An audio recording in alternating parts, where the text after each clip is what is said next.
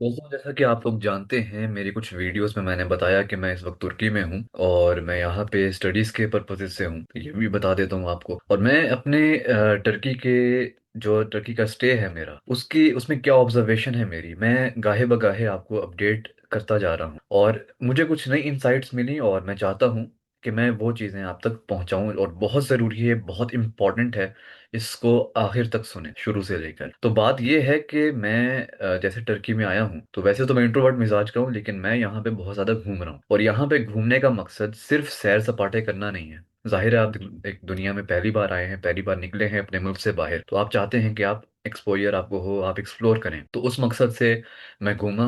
मैंने कई शहर देखे टर्की के, और बेसिकली इस्तांबुल में बहुत घूमा फिरा हूँ, क्योंकि मैं इस्तांबुल में हूँ इस वक्त। और चाहे मैं इस्तांबुल में हूँ या टर्की में कहीं भी हूँ, बात यह है कि यहाँ पे जो नज्म ज़ब्त है, जो ऑर्डर है, वो इंटैक्ट है। और केओस नहीं है, अनार्की नहीं है, ऑर्डर मेंटेन्ड है। और ऑर्डर के मेंटेन्ड होने की सबसे बड़ी वजह यह है कि यहाँ पे इंस्टीट्यूशंस मजबूत हैं। इंस्टीट्यूशंस के बगैर ऑर्डर नहीं हो सकता। सोसाइटी को अगर एक बेहतर पीसफुल सोसाइटी बनानी है, अगर एक को एग्जिस्टिव सोसाइटी बनानी है जहाँ पे को एग्जिस्टेंस पॉसिबल हो, जहाँ पे सब पीसफुली रह सकें आज़ादी के साथ, अपनी मर्जी के तहत, तो वहाँ पे इंस्टीट्यूशंस का मजबूत होना बहुत ज़रूरी है। मैं रात के वक्त यहाँ पे फिर रहा था वॉक करने के लिए, मेरी तबीयत कुछ ठीक नहीं थी, तो रात के 2 बजे मैं वॉक करने निकला। और रात के 2 बजे मुझे पुलिस मिली, ऐसी सड़क पे वॉक करते हुए। पुलिस के बड़े हट्टे कट्टे किस्म के लोग सामने से चल के आ रहे थे। उन्होंने मुझसे पूछा कि आप कहाँ से हैं, क्या आपका जो कमलिक कमलिक है जो वो बना हुआ है कि नहीं बना हुआ, कुछ पूछ गिछ ये फॉरेनर्स जब भी इनको नजर आते हैं उनसे करते हैं। तो वहां पे मैंने ये देखा कि मैंने उनसे पूछा पुलिस वाले से कि क्या यहाँ पे वॉक करना सेफ है, कि आपको इस तरह चेक करना पड़ रहा है। तो वैसे वो उनका रूटीन चेकअप था, वो इस तरह रूटीन चेकिंग करते हैं लोगों की। तो मैंने उनसे पूछा, वो कहते हैं हाँ ना, इट्स सेफ, यहाँ कोई मसला नहीं, आप चल सकते हो। मैं हैरान हुआ, मैं जितना भी लंबा वहाँ पे वॉक की मैंने, कोई मसला नहीं था। लड़कियां भी थी वहाँ पे, लड़के भी थे, कम लोग थे, लेकिन लड़कियां भी सेफ थी वहाँ पे। वो जो वॉक करना चाह रही थी वॉक कर सकती हैं, जो जिस तरह वो घूमना चाह रहे थे सब घूम पा रहे थे। किसी को कोई मनाही नहीं थी, सब अपनी मर्जी से अपनी जिंदगी आराम से गुजार सकते हैं। कोई यहाँ पे किसी को मसला नहीं, किसी से कोई डर नहीं, किसी का खौफ नहीं कि रात को अगर फिर रहे हैं तो, जैसे कहते हैं कि इंडिया में मैंने सुना है, कहते हैं कि खुली लड़की तिजोरी की तरह होती है। तो ये उन सोसाइटीज में ऐसी कहावतें सुनने को मिलती हैं जहाँ पे इंस्टीट्यूशंस कमजोर होते हैं, जहाँ पे लोगों की जिंदगी चारों तरफ से खतरे का शिकार होती है। लेकिन जहाँ पे इंस्टीट्यूशंस मजबूत होते हैं, वहां पे ये फर्क वाजे नजर आता है कि वहां पर लोग पीसफुली रहते हैं, एक पीसफुल सोसाइटी एग्जिस्ट करती है। और थॉमस हॉब्स का जो नजरिया था, वो स्टेट ऑफ नेचर, उन्होंने बताया कि स्टेट ऑफ नेचर के नाम से बताया इस चीज, इस कॉन्सेप्ट को, इस कहने इस सिचुएशन को एनालाइज करते हुए जो उन्होंने थ्योरी दी, वो ये थी कि स्टेट ऑफ नेचर होती ही नेचुरली ऐसी है कि लोग केओस में रहते हैं। और केओस को खत्म करने के लिए जरूरी है कि एक ऑर्डर मेंटेन किया जाए, और उस ऑर्डर के लिए स्टेट होना जरूरी है। तो स्टेट तभी मजबूत होती है जब स्टेट के इंस्टीट्यूशंस मजबूत होते हैं और वहां पे लोग पीसफुली रहते हैं। तो सबसे बड़ा फर्क दोस्तों मैंने ये देखा कि इंस्टीट्यूशंस का मजबूत होना बहुत जरूरी है। और पाकिस्तान में इसी चीज की सबसे बड़ी कमी है, हमारे इंस्टीट्यूशंस ही कमजोर हैं। सिर्फ एक फौज का इंस्टीट्यूशन है जो कि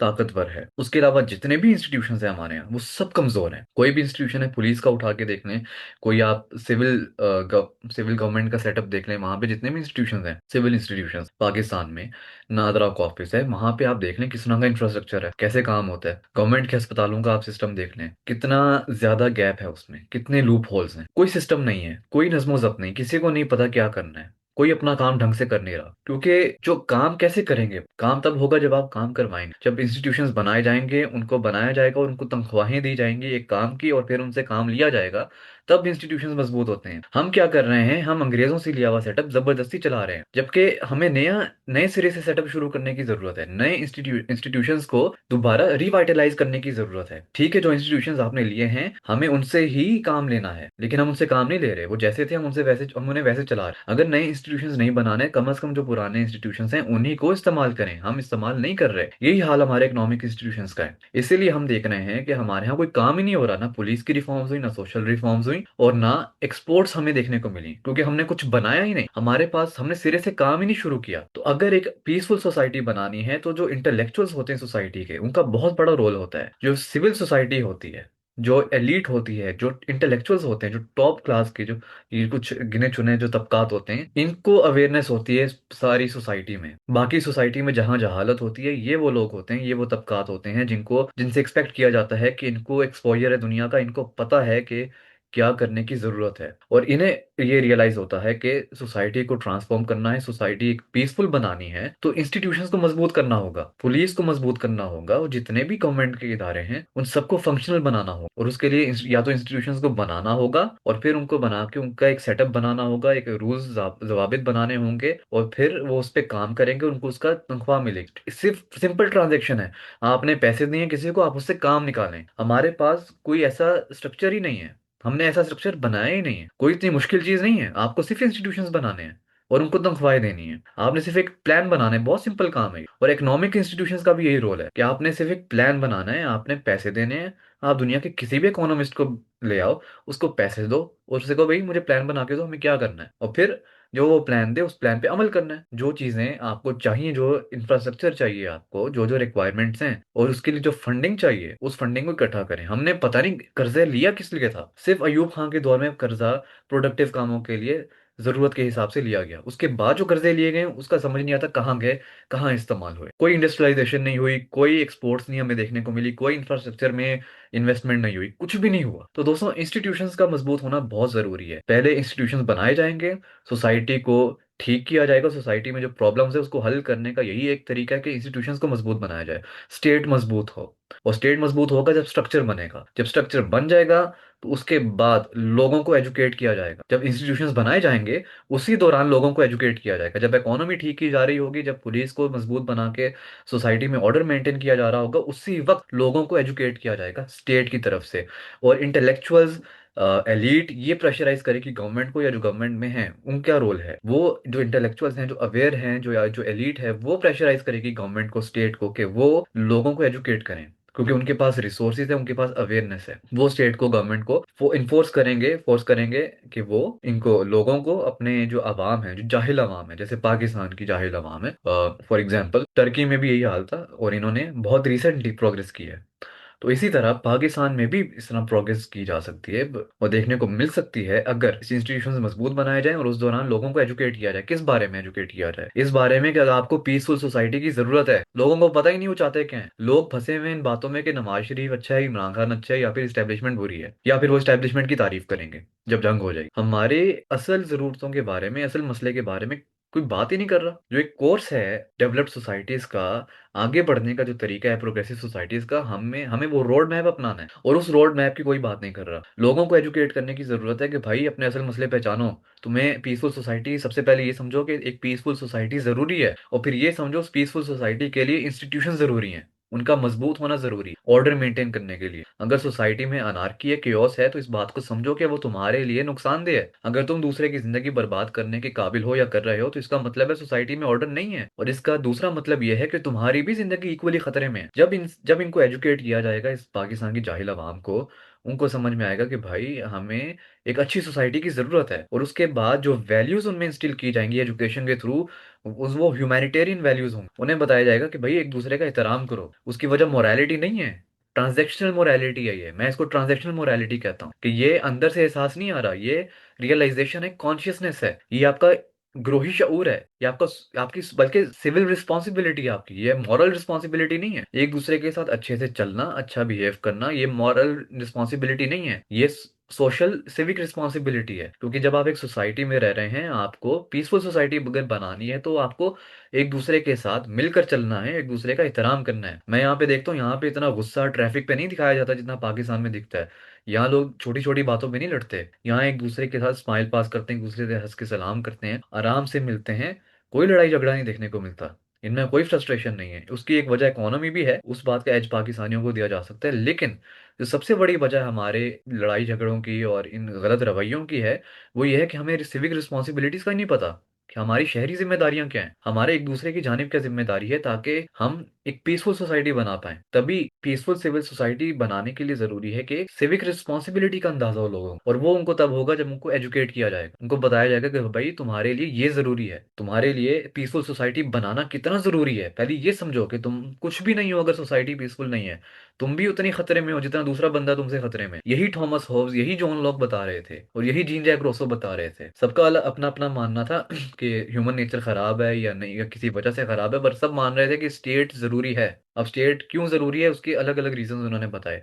थॉमस हॉब्स का ये मानना था, और मैं इस थ्योरी से कहते हैं ज्यादा एग्री करता हूँ कि स्टेट ऑफ नेचर, बल्कि उन तीनों ही मान रहे थे इस बात को कि हमें स्टेट बनाने की जरूरत है अगर हमें केओस को रोकना है। और स्टेट जब रोकेगी केओस को, तो स्टेट को थ्राइव कौन करेगा, उस जाहिल अवाम को कौन बताएगा कि भाई स्टेट तुम्हारे लिए, तुम आपस में ना लड़ो। तो सबसे पहले से स्टेट बनेगी, स्ट्रॉन्ग स्टेट बनेगी, इंस्टीट्यूशन मजबूत होंगे, उसके बाद लोग एजुकेट होंगे, लोगों को पता होगा कि उनके लिए उनकी सिविक रिस्पॉन्सिबिलिटीज क्या हैं, उनके लिए इंस्टीट्यूशंस का मजबूत होना कितना जरूरी है। और वो इंस्टीट्यूशंस को मजबूत करना फिर इंश्योर करेंगे, और किस तरह इंश्योर करेंगे, डेमोक्रेसी के थ्रू। ये है खुलासा, डेमोक्रेसी इस तरह डेवलप होती है। वो जो हम डिक्टेटरशिप कहते हैं ना, वो तब होती है जब लोग डेमोक्रेटिक हो, डेमोक्रेसी आ गई हो।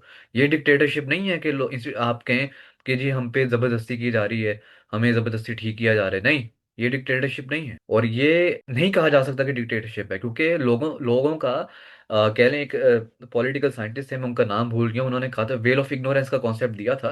वेल ऑफ इग्नोरेंस का मतलब ये है कि लोग अनकॉन्शियसली, लोग चाहे जाहिल हैं, उनको कुछ नहीं पता कि मुआहदा हो रहा है, स्टेट बन रही है, उनकी मर्जी के बगैर बन रही है, लेकिन लोगों को ऑप्शन दी जाएगी तो वो स्टेट बनने को, इंस्टीट्यूशंस के मजबूत होने को चूज करेंगे। उनको उनका कॉन्सेंट उसके लिए नहीं चाहिए। ये जॉन लॉक ने, आई थिंक ये जॉन लॉक ने भी इस बारे में बात की, इसकी एक थ्योरी दी कि लोगों का अनकॉन्शियसली मुआहदा होता है, क्योंकि हर कोई चाहेगा कि वो ऑर्डर में रहे, कोई नहीं चाहेगा कि वो केओस में रहे। तो लोगों की मर्जी पूछने की जरूरत नहीं है इंस्टीट्यूशंस को मजबूत करने के लिए और एक अच्छी सोसाइटी बनाने के लिए और उन्हें एजुकेट करने के लिए। लोग चाहेंगे, और इसकी एजुकेशन उनको देनी है कि वो एक्चुअली में क्या चाहते हैं। ये उन्हें बताना है कि उनके फायदे में क्या है, सिर्फ उनके सिविक रिस्पॉन्सिबिलिटीज क्या हैं, कैसे एक पीसफुल सोसाइटी बनानी है, और उनकी जिम्मेदारी टूवर्ड्स दैट क्या है। और फिर डेमोक्रेसी आएगी। पहले लोगों को बताया जाएगा कि इंस्टीट्यूशंस मजबूत हो गए हैं, ये तुम्हारे लिए जरूरी हैं, और तुम ना सिर्फ सोशल रिफॉर्म्स की जाएंगे, कि सोशल रिफॉर्म्स मतलब लोगों को बताया जाएगा कि उनकी रिस्पॉन्सिबिलिटीज क्या हैं towards other citizen, towards their fellow citizens, towards their fellow countryman, और उनके साथ कैसे बिहेव करना है। और इसके अलावा कि स्टेट की तरफ उनकी क्या जिम्मेदारी, स्टेट को कैसे मेंटेन रखना है, जो इंस्टीट्यूशंस बना दिए गए हैं उनको कैसे मेंटेन रखना है, वो मेंटेन किए जाएंगे डेमोक्रेसी के थ्रू। जब लोग इलेक्ट करेंगे, जब लोगों में से ही जो लोग हैं वो इलेक्ट होंगे, असेंबलियों में बैठेंगे, और उनके रिप्रेजेंटेटिव बन के सुप्रीम कोर्ट में जाएंगे, और इस तरह के बड़े बड़े इंस्टीट्यूशंस में काम करेंगे, तब होगी डेमोक्रेसी। लेकिन उससे पहले टेक्नोक्रेट्स की गवर्नमेंट जरूरी है। जैसे कि प्लेटो ने कहा कि इंटेलेक्चुअल्स की हुकूमत होनी चाहिए। वो इंटेलेक्चुअल्स की हुकूमत प्लेटो ने अपने टाइम एंड स्पेस के हवाले से बात की थी, उसने जनरली बात नहीं की थी अपनी किताब रिपब्लिका में। वो एक खास टाइम एंड स्पेस की बात थी। वो टाइम एंड स्पेस ये है जो पाकिस्तानियों की सिचुएशन है, जिसमें सारे जाहिल, और जिसमें सिर्फ अवेयरनेस इंटेलेक्चुअल्स को और एलिट्स को है, सोसाइटी के टॉप क्लास लोगों को है, उनके पास, जिनके पास एक्सपोजर है, पैसा है, रिसोर्सेज है, उनको पता है कि सोसाइटी में इंस्टीट्यूशंस का होना बहुत जरूरी है। लोगों को नहीं पता, और उन्हीं को पता है कि हमें लोगों को एजुकेट करना है कि इंस्टीट्यूशंस कितने जरूरी हैं उनके लिए, ताकि वो फिर उनको प्रैक्टिस करें, तब डेमोक्रेसी आएगी। और ताकि लोग आपस में एक दूसरे का एहतराम करें। ये रिस्पॉन्सिबिलिटी है, मॉरल रिस्पॉन्सिबिलिटी नहीं है। टर्की में लोग बड़े बुरे हैं, बहुत कुछ करते हैं, लेकिन उनको पता है कि उनकी सॉरी सिविक रिस्पॉन्सिबिलिटी क्या है एक दूसरे की तरफ, वो अहम है। और मैं इस पे लेक्चर दूंगा, एक पाकिस्तान का एक स्टीम्ड इंस्टीट्यूशन है, इंस्टीट्यूट ऑफ मॉडर्न थॉट, मैं वहाँ आके लेक्चर भी दूंगा रमजान के बाद, इंशाल्लाह मेरा एक लेक्चर है, और इसी कॉन्सेप्ट के ऊपर है। मैं इस पे बात करना चाहता हूँ पाकिस्तानियों से, और मैं बताना चाहता हूँ कि क्या ऑब्जर्वेशन है मेरी यहाँ पे टर्की में। और मैं समझता हूँ कि बहुत ज़रूरी है बात करना। मैं कोई as a scholar, as an intellectual बात नहीं करूंगा, मैं as a friend, as a guide, as a mentor, और एज अ फ्रेंड मैं बात करना चाहूंगा आप लोगों से कि एक एक कैजुअल इंटरेस्टिंग कन्वर्सेशन हो, एक थॉटफुल डिबेट हो, ताकि हम समझें अपने आप को। और इसमें बहुत सारी बातें, बहुत सारी लेयर्स हैं जो मैं बताना चाहता हूँ, जो मैं इस वीडियो में नहीं बता पाया। So will meet soon.